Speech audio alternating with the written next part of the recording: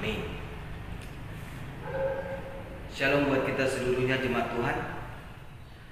Bapak Ibu saudara-saudari yang kami kasih dalam Kristus Yesus, firman Tuhan yang menyapa kita, memberkati kehidupan kita pada hari ini di Minggu 29 Agustus 2021 yang tertulis dari Injil Markus pasal yang ke-7 ayat 17 sampai dengan ayat 23. Demikian firman-Nya. Di bawah perikop perintah Allah dan adat istiadat Yahudi. Sesudah ia masuk ke sebuah rumah untuk menyingkir dari orang banyak, murid-muridnya bertanya kepadanya tentang arti perumpamaan itu. Maka jawabnya, apakah kamu juga tidak dapat memahaminya? Tidak tahukah kamu bahwa segala sesuatu dari luar yang masuk ke dalam seseorang tidak dapat menajiskannya? Karena bukan masuk ke dalam hati tetapi ke dalam perutnya lalu dibuang, dicampan. Dengan demikian ia menyatakan semua makanan halal. Katanya lagi, apa yang keluar dari seseorang itulah yang menajiskannya. Sebab dari dalam, dari hati orang timbul segala pikiran jahat, percabulan, pencurian, pembunuhan, perzinahan, keserakahan, kejahatan, kelicikan, hawa nafsu, iri hati, hujat, kesombongan, kebebalan. Semua hal jahat ini timbul dari dalam dan menajiskan orang. Shalom Bapak Ibu saudara-saudari. Firman Tuhan pada saat ini yang memberkati kehidupan kita di momen ulang tahun GKPI yang jatuh pada tanggal 30 Agustus. Kita disapa dan diberkati dan bahkan diingatkan Tuhan soal kenajisan dalam kehidupan manusia. Soal kenajisan dalam kehidupan orang manusia. Ketika berbicara soal najis Bapak Ibu saudara-saudari, secara spontan kita langsung berpikiran yang najis itu berbentuk makanan. Berbentuk makanan.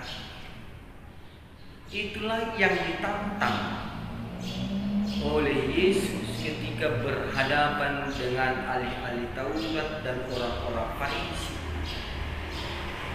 Karena pada saat itu dalam tradisi orang-orang Yahudi bahwa yang najis itu adalah soal jasmani. Salah satu contoh dalam konteks ajaran atau adat istiadat orang Yahudi, ketika seseorang itu makan tanpa terlebih dahulu membersihkan tubuhnya, itu adalah najis. Sehingga pada saat ini jelas itu ditantang oleh Yesus, bukan soal makanan yang masuk ke dalam perut, karena itu akan membuang kecamban. Tetapi yang dipersoalkan Yesus adalah yang keluar. Yang keluar artinya di situ Bapak Ibu saudara-saudari adalah perbuatan yang dilihat. Itulah yang menajiskan manusia. Perbuatan-perbuatan yang menajiskan itu dijabarkan oleh Yesus mulai dari ayat 21 sampai dengan ayat yang ke-22. Inilah perbuatan yang menajiskan kehidupan manusia. Inilah perbuatan yang menajiskan kehidupan orang percaya. Bukan soal yang masuk ke dalam perut, tetapi soal hati dan pikiran.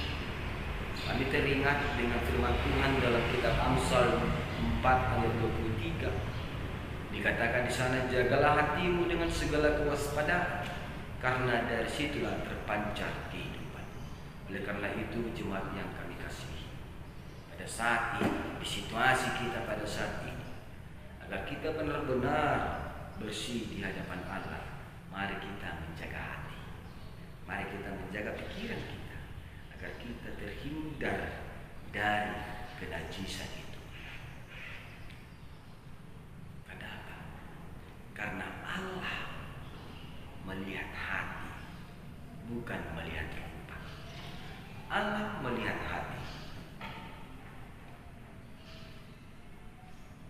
Mulai dari sekarang sekarang, mari kita jaga hati dan pikiran kita ini agar perbuatan kita mencerminkan perbuatan yang kudus di hadapan Allah.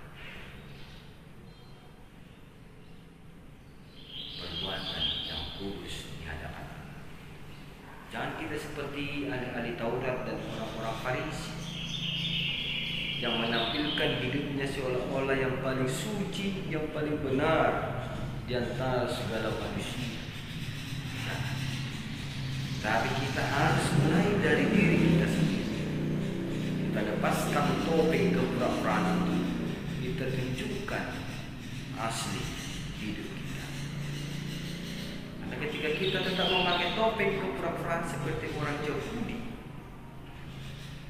dalam konteks ini adalah ahli-ahli Taurat dan orang-orang Farisi, maka kita tidak jauh berbeda dengan mereka. Kenapa?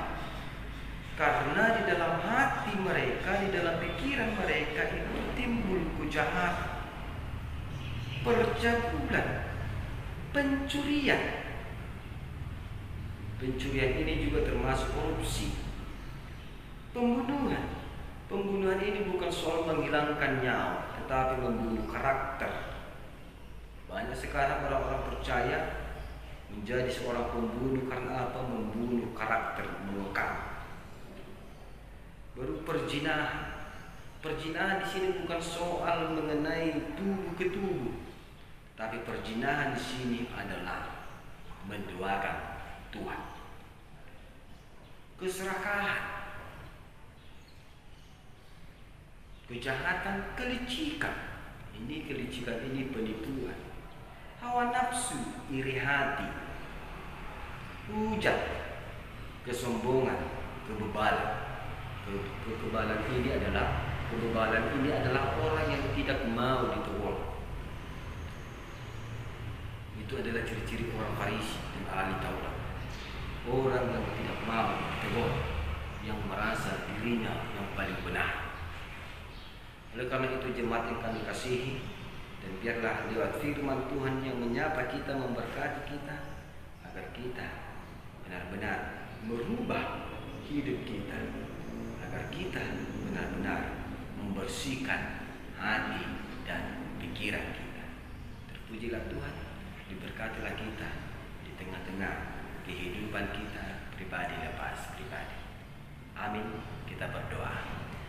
Kami bersyukur dan berterima kasih Tuhan atas berkat Tuhan yang selalu menyertai kehidupan kami, sehingga pada hari ini Tuhan kami merasakan kasih Tuhan. Terlebih Tuhan masih menyapa memberkati kami lewat firman-Mu yang mengingatkan kami bahwa Engkau selalu mengetahui isi hati kami. Oleh karena itu Tuhan, berkati hati dan pikiran kami agar kami benar-benar memperbaharui kehidupan kami, sehingga kami dimampukan untuk berbuat baik yang sesuai dengan kehendak. Berkati seluruh jemaat dimanapun mereka berada ya Tuhan, mulai dari balita hingga lanjut usia, dan kasih Tuhan yang selalu menyertai mereka. Dalam hal sakit penyakit Tuhan Engkau memulihkan, dan di dalam duka cita Engkau menghiburkan. Dan dalam pergumulan lain Tuhan Engkau yang hadir sebagai solusi. Dan biarlah kami jemaat GKP Kota Baru menjadi jemaat yang penuh dengan pengharapan yang hidup hanya kepada Kristus. Dan biarlah Engkau menjauhkan dari kami penyakit yang mewabah pada saat ini. Dan berkati juga Tuhan gereja-Mu GKPI, dan biarlah lewat kehadiran GKPI Engkau memakai GKPI menjadi saksi-saksi Kristus di tengah-tengah dunia ini. Berkati pimpinan sinode kami, dan berkati para pelayan tahbisan dan pelayan non tahbisan dan seluruh jemaat. Dan biarlah seluruh GKPI dimanapun berada merasakan sukacita yang daripada Tuhan. Demikian juga bangsa dan negara kami, Tuhan yang memberkati, memulihkan. Berkati pemimpin-pemimpin kami, dan biarlah lewat kebijakan itu Tuhan boleh memenangkan kami dari wabah pada saat ini. Ampuni kami Tuhan dari keberdosaan kami, agar kami layak di hadapan-Mu. Di dalam Kristus Yesus kami berdoa. Amin. Firman Tuhan yang menghantarkan kita untuk mengumpulkan persembahan. Yang tertulis dari kitab Roma pasal 11 ayat 36, demikian firman-Nya, segala sesuatu adalah dari Dia dan oleh Dia dan kepada Dia. Bagi Dialah kemuliaan sampai selama-lamanya. Amin. Kita berikan persembahan kita.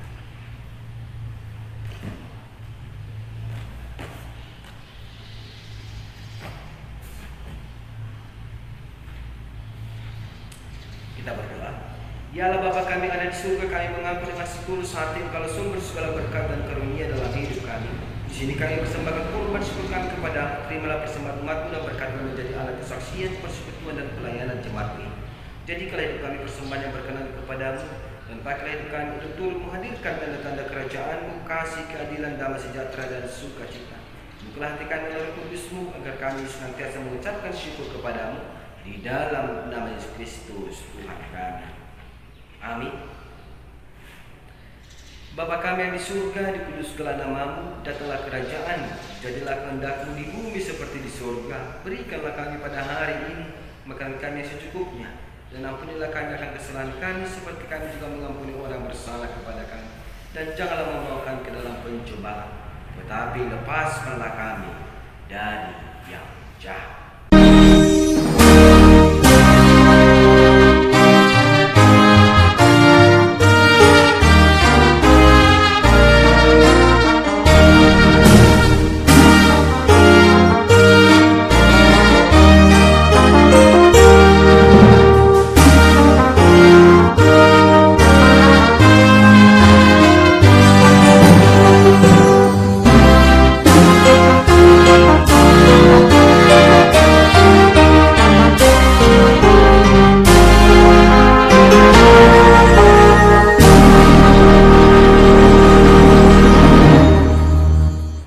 Terimalah berkat daripada Allah.